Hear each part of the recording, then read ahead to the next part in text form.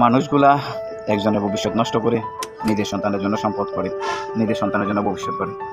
অথচ তার ওই মানুষগুলা যার অধিকার প্রাপ্য তার অধিকার থেকে তাকে বঞ্চিত করে, যার অধিকার প্রাপ্য তাকে তো বঞ্চিত করে, তার পরিবার ফ্যামিলি থেকে বঞ্চিত করে।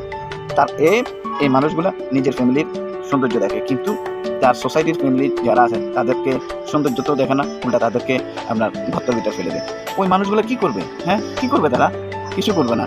দুনিয়াতে করবে দুনিয়াতেই করবে, কিন্তু পরকালে তোদের জন্য আল্লাহ বিশাল এক শাস্তির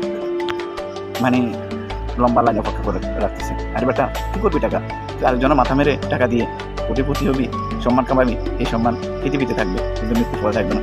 আমি ওই মানুষগুলাকে আহ্বান করে, যে ব্যক্তিটা ধৈর্য ধরে আপনার অত্যাচার সহ্য করতেছে, আসলে সে আপনার অত্যাচার সহ্য করতেছে না, তার রবের কাছে আপনার বিরুদ্ধে নালিশ করতেছে। একটু ভাবুন আপনি কি করতেছেন। আপনার পরিবারকে আপনি ভালো করে খাওয়াচ্ছেন, কিন্তু আপনার সোসাইটিতে যারা আপনার সাথে সংযুক্ত আছে তাদের ফ্যামিলিটাকে আপনি ধ্বংস করে ফেলতেছেন, তাদের পরিবারকে আপনি ধ্বংস করে ফেলতেছেন। এটার জন্য আপনি কি শাস্তি হবে না? হবে। অপেক্ষা করেন, মৃত্যুর পরে হবে, আগে না।